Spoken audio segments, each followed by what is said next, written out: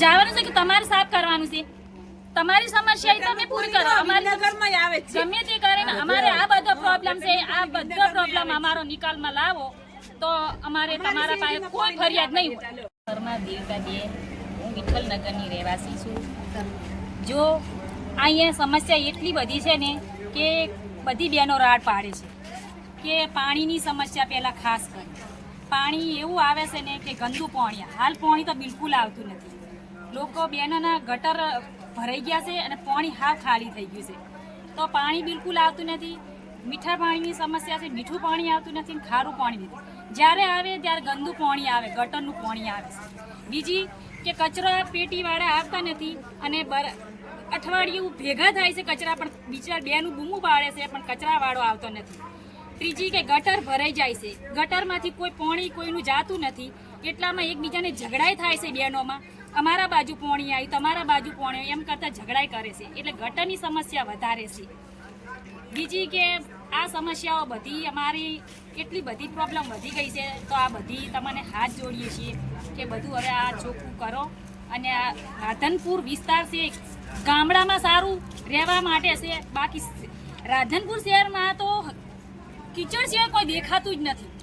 એટલી સમસ્યા છે ને કે નામ છે રાધનપુર પણ ગામડાથી ને અધિક છે. ગામડામાં ચોખ્ખાઈ છે પણ રાધનપુરમાં કોઈ ચોખ્ખાઈ નથી. વરસાદ આવે છે તો વરસાદના પાણી ઘરમાં ભરાઈ જાય છે, ગટરનું પાણી ઘરમાં આવી જાય છે. એ કોને કહેવા જવાનું? કચરાવાળો ધ્યાન ના દે, ગટરવાળા ધ્યાન ના દે, રોડ વિસ્તારવાળા ધ્યાન ના દે, તો અમારે કરવાનું તો શું કરવાનું? એ સમસ્યા તમારે ઉકેલવાની છે. અમે બેનો રાડો પાડીએ છીએ, પાણી ના આવે, કચરાવાળા ના આવે, ગંદકી ચારે બાજુ છે, તો એ સમય. શું નામ તમારું? રમેશભાઈ. હવે આ 7 નંબર વોર્ડની અંદર જે વિઠ્ઠલનગર છે, વિઠ્ઠલનગરમાં એટલે પહેલેથી આ લોકો જાણી ગયેલા છે. વિઠ્ઠલનગરનું આજ સુધી કોઈ પણ કામ થયું નથી, બરાબર. અને વત્તા હવે તો ભાજપની બોડી છે, બરાબર. આમ ભાજપવાળા કહેતા હતા કે વિઠ્ઠલનગર ગઢ કહેવાય છે, આ ગઢને બદલે તાતડી કરી નાખી છે. એટલે મહેરબાની કરી રસ્તા છે, રોડ છે, પાણીનો પ્રશ્ન છે, એ જેમ બને એમ તાત્કાલિક આનો સુધારો કરાવો, એટલું કહું હું. પણ આ વિસ્તારના તો ધારાસભ્ય હોય ના હે અને પ્રમુખ હોય ને, આનું છે, એમને જરાક તો સમજવું પડે ને. જરાક તો એમને જરાક એવું હોવું જોઈએ ને. જીત્યા પછી તમારી કોઈ આયા છીએ તો અમારી ફરજમાં આવે છે. જીત્યા પછી દાડા ગટગટ ઉપાડીને આ બધાની પથારી ફેરવો ને કોઈ દાડો વિઠ્ઠલનગરનું કોઈ કામ ના થાય. જ્યારે જુએ ત્યારે નગરપાલિકાના પ્રશ્નો જ હોય, નહીં કોઈ રોડનું ઠેકાણું, નહીં કોઈ આ પાણીનું ઠેકાણું. કાં તો કે બોર બંધ પડ્યો છે, કાં તો કે મોટર બંધ છે, કાં તો આ ગટરમાં આવીને ગાળો કાઢી જાય કાયમ, બરાબર છે. અને પાણીમાં રોડમાંથી આખું પડ્યું હોય છે ચોમાસું. અને આખી ઋતુ એમ માનો ને કે આખો દાડો પાણી ભર્યું હોય છે.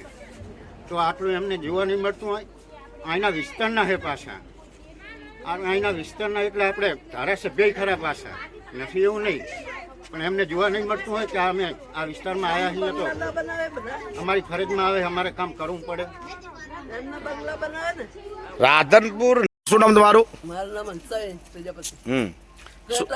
ગટર ભૂખરાઈ જાય છે, ગટરના કચરો ભરવા નથી આવતા, વારવા નથી આવતા, પાણી નથી આવતું. પાણી ગારા જેવું આવે છે, પાણી બરોબર પીરું એકદમ પાણી આવે છે. હવે એવું પાણી અમે લઈને ભરીને શું કરવાનું અમારે? તમે બેન શું નામ તમારું? દરજી ફોરમબેન ભાર્ગવભાઈ.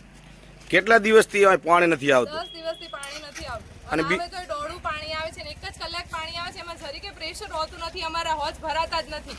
પાણી આપણી પ્રાથમિક જરૂરિયાત છે, તમારે પાણી વગર કરવાનું શું? બરોબર. કેટલા દિવસથી નથી આવતું? 10 દિવસથી. અને બીજી કઈ સમસ્યા છે? રોડ, રસ્તા, કચરા પેટી વાળો નથી આવતો, ગટર, બધી તકલીફ જ છે. કોઈ જોવા માટે આવતું જ નથી.